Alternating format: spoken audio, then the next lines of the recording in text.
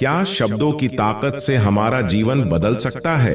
दोस्तों, कई बार आपने सुना होगा कि जैसा हम अपने दिमाग में सोचते हैं और जो शब्द हम अपने बारे में बार बार कहते हैं वैसे ही हम बन जाते हैं। तो क्या सच में शब्दों में इतनी ताकत होती है कि वह किसी का जीवन बदल सकता है?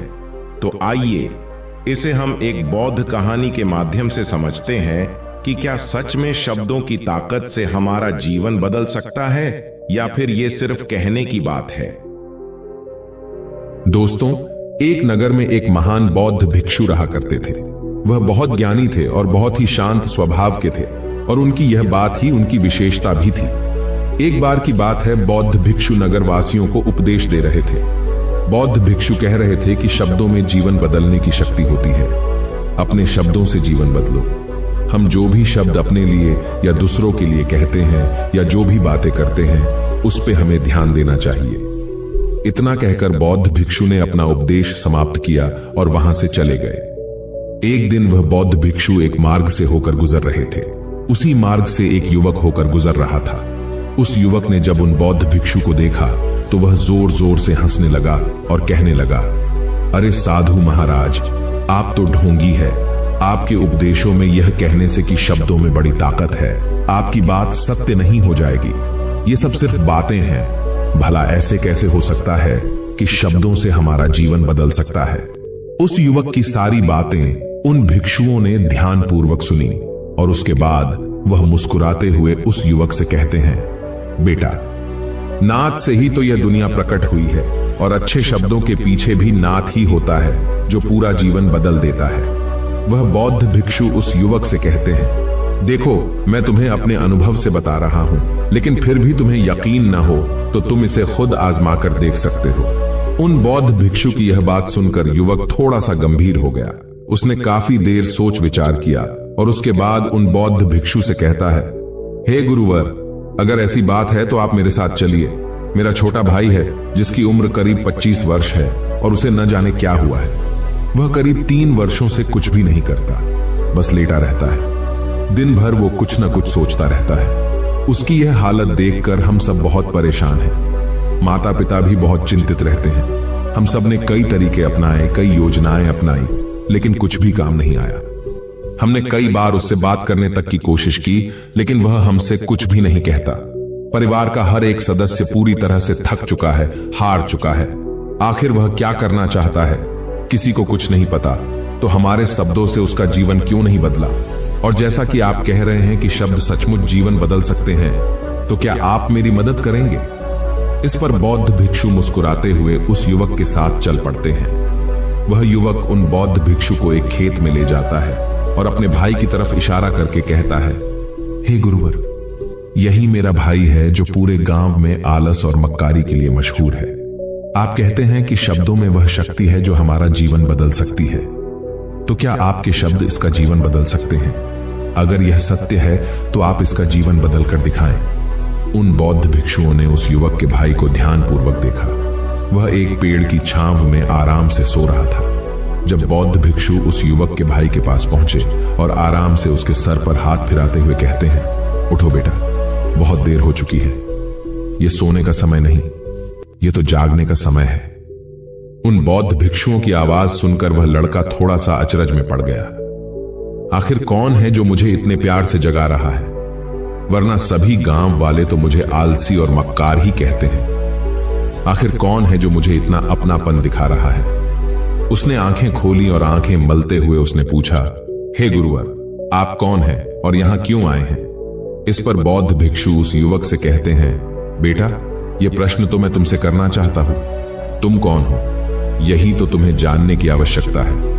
उन बौद्ध भिक्षुओं की बात सुनकर वह लड़का जोर से हंस पड़ता है और कहता है, हे गुरुवर, यदि आपको मेरे बारे में जानना है तो जाइए और गांव के किसी भी सदस्य से पूछ लीजिए। आपको पता चल जाएगा कि मैं कौन हूं। आपसे हर कोई यही कहेगा कि वह तो आलसी है, मक्कार है, तरह तरह के ताने सुनाएंगे, तरह तरह की बातें कहेंगे। इससे आपको यह जरूर यकीन हो जाएगा और आपको यह पता भी चल जाएगा कि मैं कौन हूं। तभी बौद्ध भिक्षु मुस्कुराते हुए उस लड़के से कहते हैं, सबसे पहले मेरी यह बात सुन लो। मेहनती इंसान के खुद के शब्द उसे अंदर तक चोट पहुंचाते हैं। इसलिए कभी भी अपने आप को कोसो मत, अपने शब्दों को सुधारो और मेरी यह दूसरी बात भी सुन लो। मैंने उन गांव वालों से नहीं पूछा कि तुम कौन हो, मैं तुमसे पूछ रहा हूं कि तुम कौन हो, लेकिन तुमने तो अपनी आदतें मुझे बताई।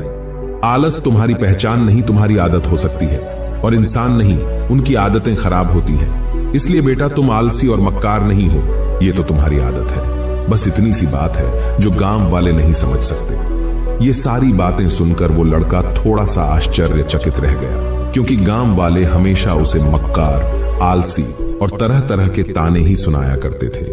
उन बौद्ध भिक्षुओं की यह बात सुनकर उस लड़के की आंखों में आंसू आ गए। वह तुरंत ही दोनों हाथ जोड़कर उन बौद्ध भिक्षु के चरणों में गिर पड़ा और उनसे कहने लगा, आप सत्य कहते हैं, यह मेरी आदत ही है और मैं इस आदत से बहुत परेशान हूं। मैंने बहुत कोशिशें भी की, लाख उपाय किए, लेकिन मैं अपनी इस आदत से छुटकारा न पा सका। इन आदतों से बाहर आना बहुत कठिन है। मैंने कई बार आलस छोड़ने का प्रयास तक किया, पूरी कोशिश भी की, लेकिन कोई लाभ नहीं हुआ। मैं जब भी कोई कार्य करने की कोशिश करता हूं तो पता नहीं क्यों मेरा मन कहीं और भागने लगता है। मेरा दिमाग किसी और दिशा में काम करने लगता है और मैं उस काम पर ध्यान ही नहीं दे पाता। मैं क्या करूं, कैसे करूं, मुझे कुछ भी समझ नहीं आता। जब भी मैं किताबें पढ़ने की कोशिश करता हूं तो मुझे नींद आने लगती है। मन में एक अजीब सा दर्द महसूस होता है। ऐसा लगता है कि मेरा जीवन यूं ही व्यर्थ जा रहा है, और जब मैं इस दर्द को बर्दाश्त नहीं कर पाता तो मैं सो जाता हूं, ताकि जब मैं उठूं तो मुझे दर्द न महसूस हो। और अब तो मुझे यह भी यकीन हो चुका है कि मैं इन आदतों से नहीं निकल सकता। ये आदतें मुझे नहीं छोड़ने वाली। इस पर बौद्ध भिक्षु उस लड़के से कहते हैं, बेटा यदि तुम इस आलस की आदत को छोड़ना चाहते हो तो मैं तुम्हें एक सही उपाय बता सकता हूं, लेकिन उसके लिए तुम्हें कल सुबह मुझे मिलना होगा, तभी वह तरीका मैं तुम्हें बताऊंगा। यदि तुम उस तरीके को सीखना चाहते हो तो कल सुबह मेरे पास चले आना।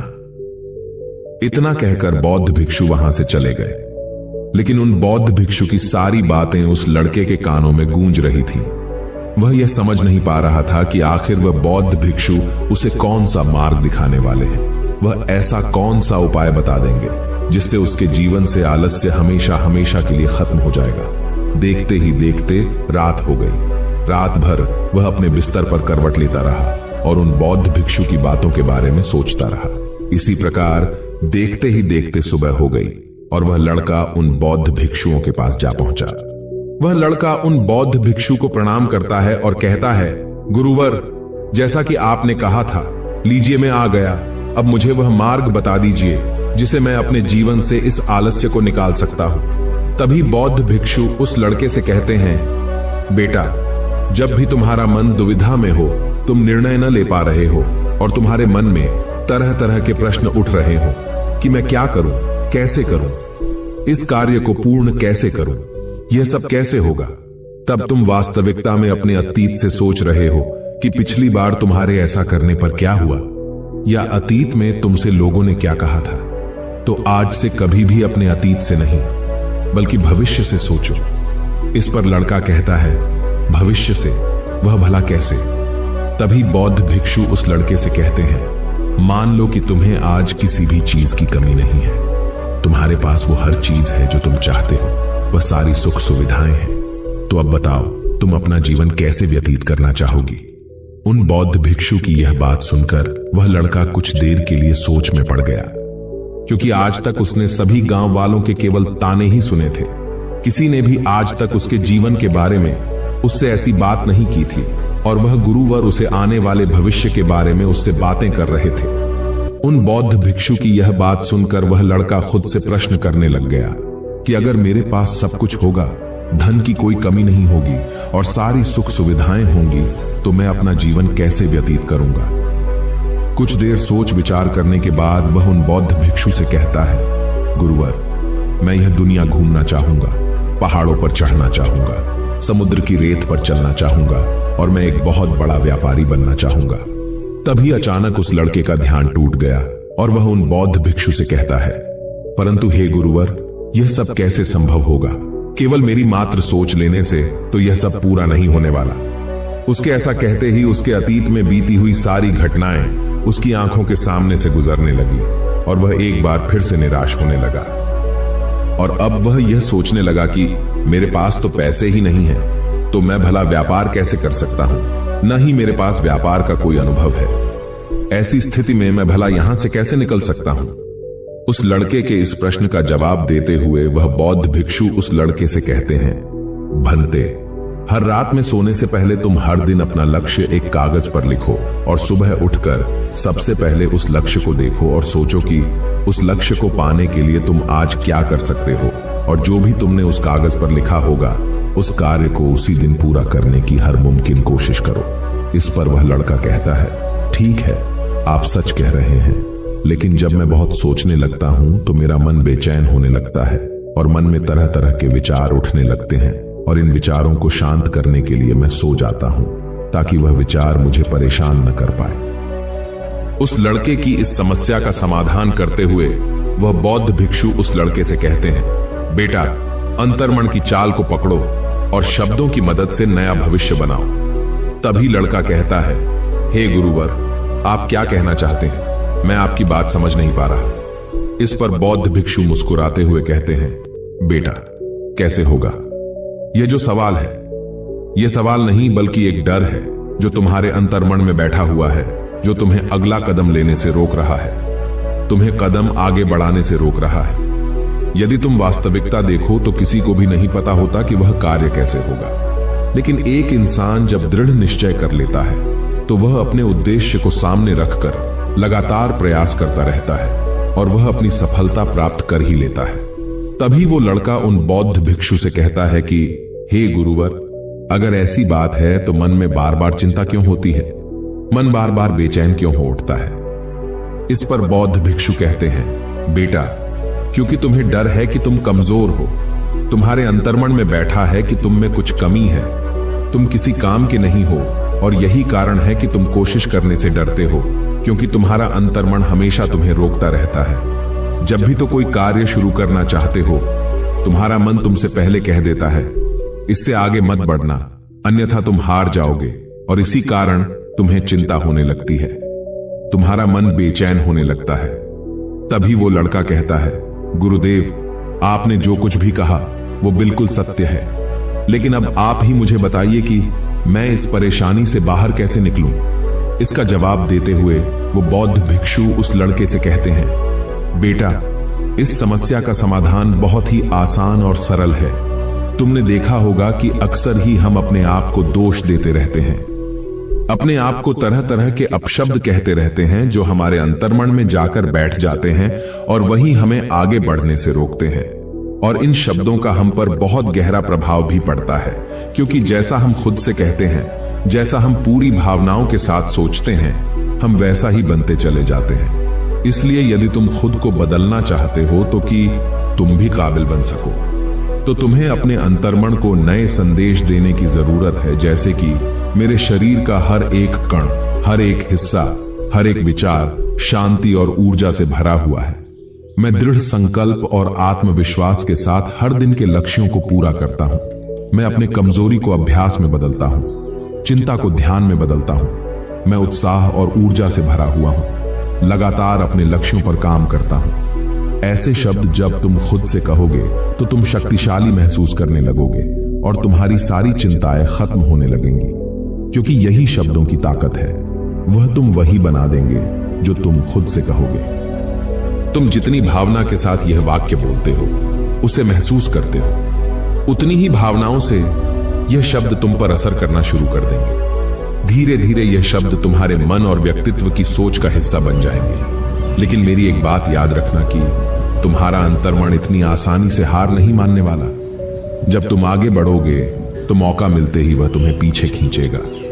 तुम्हारे अतीत के बीते हुए सारे कड़वे अनुभव तुम्हें याद दिलाएगा, ताकि तुम डर जाओ और एक बार फिर से अपने लक्ष्य का पीछा करना छोड़ दो। लेकिन तुम्हें इसकी चिंता नहीं करनी है। उन सकारात्मक शब्दों के कारण तुम्हारा मन सकारात्मक विचारों को स्वीकार करने लगेगा। आगे वह बौद्ध भिक्षु उस लड़के को चेतावनी देते हुए कहते हैं, मेरी एक बात और याद रखना कि तुम्हारा ध्यान आलस्य पर नहीं होना चाहिए। अर्थात तुम्हें कभी आलस नहीं मिटाना, बल्कि तुम्हें एक नए भविष्य का निर्माण करना है, एक नए व्यक्तित्व का निर्माण करना है। तुम्हारा पूरा ध्यान केवल इस पर ही होना चाहिए। उन बौद्ध भिक्षुओं की बात सुनकर लड़का कहता है, ठीक है गुरुवर, आप जैसा कहते हैं मैं वैसा ही करूंगा। तभी वह बौद्ध भिक्षु उस लड़के से कहते हैं, बेटा, अभी तो मैं इस गांव से जा रहा हूं, लेकिन कुछ सालों के बाद मैं वापस आऊंगा। इतना कहकर बौद्ध भिक्षु वहां से चले गए और वह लड़का अपने घर लौट गया। लेकिन अब उस लड़के के मन में तरह तरह के विचार चल रहे थे। वह लड़का यह सोच रहा था कि अगर मैं अपनी मनपसंद जिंदगी जीने लगूंगा, अगर मैं दुनिया घूमने लगा, नए लोगों से मिलने लगा और अपनी पसंद का काम करने लगा, तो मेरी जिंदगी कैसी होगी। उस बात को ध्यान करके उसने एक कागज पर अपना लक्ष्य लिखा और लिखकर सो गया। अगली सुबह जब उसकी आंखें खुली तो उसने उस पेपर पर लिखा हुआ लक्ष्य एक बार दोहराया। उसके बाद वह कुछ देर के लिए शांत हो गया। तभी उसे उन बौद्ध भिक्षु की बात याद आई कि तुम अपने लक्ष्य के लिए आज क्या कर सकते हो। उसने खुद से सवाल किया कि मैं आज अपने इस लक्ष्य को प्राप्त करने के लिए क्या कर सकता हूं। तभी उसे एक बार फिर से उस पेपर की तरफ ध्यान दिया। उस पेपर पर लिखा था कि मैं बाजार जाता हूं और लोग व्यापार करने की कौन सी चीजें, कौन से सामान लेकर आते हैं। मैं उन चीजों को देखता, उन चीजों को पता करता। वो पढ़ने के बाद तुरंत ही बाजार चला गया। वह अलग अलग दुकानों पर बैठा उन्हें देखा, लेकिन उसे कुछ समझ नहीं आ रहा था, क्योंकि लोग अलग अलग व्यापार कर रहे थे, अलग अलग तरह की चीजें और सामान ले रहे थे, और किसी ने उसकी कोई मदद नहीं की। वह बहुत उदास हो गया और निराश होकर वापस घर लौट आया। तभी उस लड़के को उन बौद्ध भिक्षु की एक और बात याद आई। शब्दों में बहुत ताकत है और शब्द हमारा जीवन बदल सकते हैं।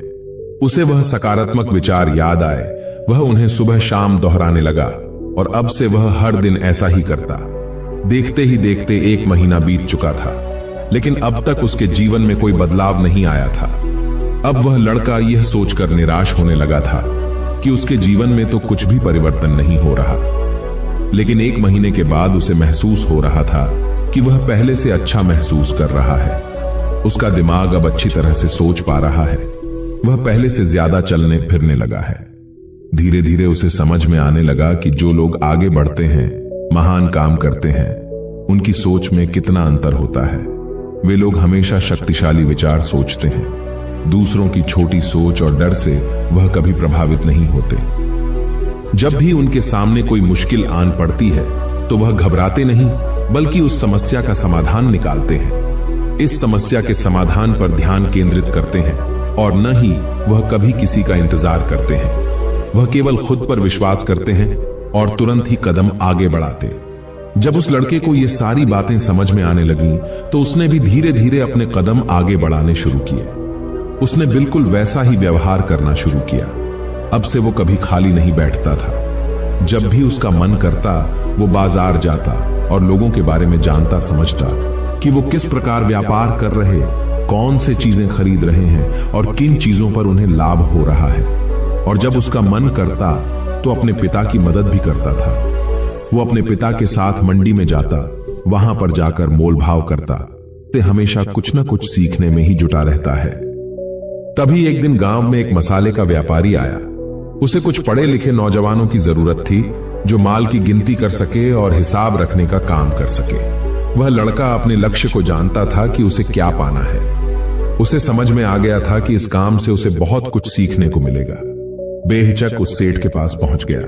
वह जानता था कि उसे उस काम के बहुत कम पैसे मिलेंगे, लेकिन फिर भी वह उस काम को करने के लिए तैयार था। अब उस लड़के की सोच पूरी तरह से बदल चुकी थी। अब वह बाकी लोगों की तरह नहीं सोचता था। बहुत ईमानदार और समझदारी से काम करता था। देखते ही देखते करीब 3 महीने बीत गए और अब व्यापारी यह समझ चुका था कि नौजवान बहुत ही समझदार है और वह उसे व्यापार में बहुत मदद करता है। इसलिए उस मसाले के व्यापारी ने उस लड़के को अपना सहायक बना लिया। उस व्यापारी ने देखा कि इस लड़के की दिनचर्या सबसे अलग है। यह हर दिन पढ़ता है, लिखता है, सुबह उठकर ध्यान करता है, नई चीजें सीखता है। परेशानी आई तो भी विचलित नहीं होता।